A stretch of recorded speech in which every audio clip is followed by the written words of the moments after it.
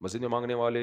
نوجوانوں پر آپ کی طرف سے ممانعت آئی ہے، کیا وہ خواتین جو مسجد میں بیٹھی ہوتی ہیں ان کو صدقہ خیرات دینا؟ دیکھو مسجد کے اندر اپنی ذات کے لیے مانگنا جائز نہیں ہے، مسجد کے باہر مانگنا اگر کوئی مستحق ہو تو اس کے لیے گنجائش ہے،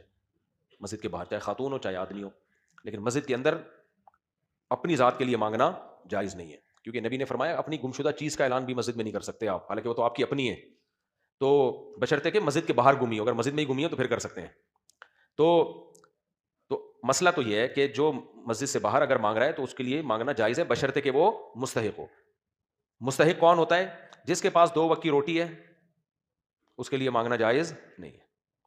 ہاں بیماری کے علاج کے لیے مانگ رہا ہے ایک الگ بات ہے، اگر علاج کے پیسے نہیں ہیں ٹھیک ہے،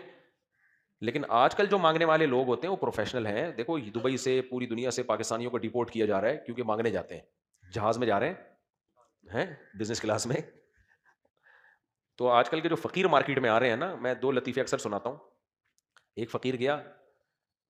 کہنے لگا آنٹی کھانا دے دیں، آنٹی نے کہا کہ ابھی پکا نہیں ہے، کہہ رہے میں باہر بیٹھا ہوں جب پک جائے تو مس کال دے دیے گا، سمجھ رہے؟ اور ایک فقیر گیا ایک علاقے میں، بولے اللہ کے نام پہ 10 روپے دے دے، اس نے کہا کل آنا، کہہ رہے اس کل کے چکر میں لاکھوں روپے پھنسا ہوا ہے اس علاقے میں میرا۔ انہوں نے چوک بیچے ہوئے ہوتے ہیں، جو چوک ہوتے ہیں نا، ہمارے ایک دوست ہیں فیصل آبادی، وہ چوک کو چونک بولتے ہیں، چونک۔ مفتی صاحب آپ اگلی چونک سے ٹرن ماریں گے نا، اس چونک سے آپ بولیں گے، وہ بڑا اچھا لگتا ہے مجھے، ان کی ایڈریس بتا رہے ہوتے ہیں وہ، صاحب آپ اس چونک سے مریں گے، پھر اگلی چونک سے، چونک کیا ہوتا ہے، ان کے منہ سے اچھا لگتا ہے اگلی چونک سے۔ خیر، تو چوک بکے ہوئے ہوتے ہیں ان کے، چورنگیاں بکی ہوئی ہوتی ہیں، تو اس لیے اس میں سوچ سمجھ کے دیا کریں، جو واقعی مستحق لگے تو اس کو دے دیں، زیادہ تر تو مستحق ہوتے نہیں ہیں۔ اور میں نے بہت تجربے کیے ہیں، بس یہ سوال ہو گیا کافی نا، ٹائم ہو گیا، میں نے بہت تجربے کیے ہیں۔ شروع میں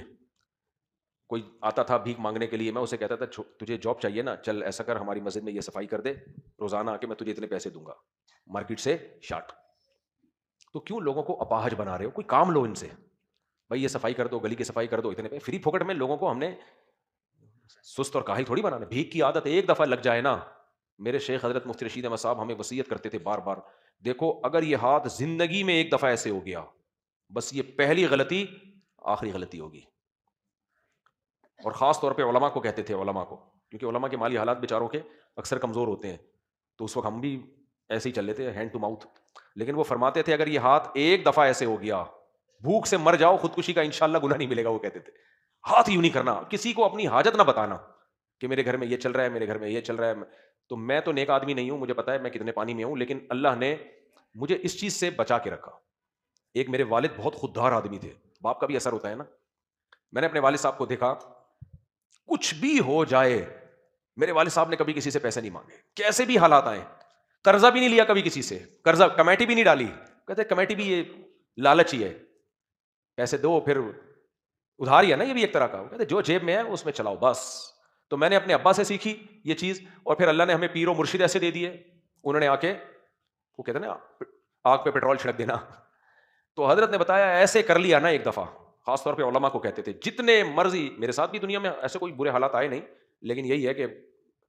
جو ہے نا کوئی ضرورت پڑ گئی، سسرال کہہ رہے پیسے لے لو، نہیں بھائی سسرال سے پیسے لے لیے تو تیسری شادی کیسے کروں گا میں تو یہ بھی سوچتا تھا میں کروں گا تو بولے گا بھائی ہمارے پیسوں سے تو پل رہا تھا، ابھی تو تیسری بھی کر رہا ہے، تو میرے ذہن میں یہ بھی تھا۔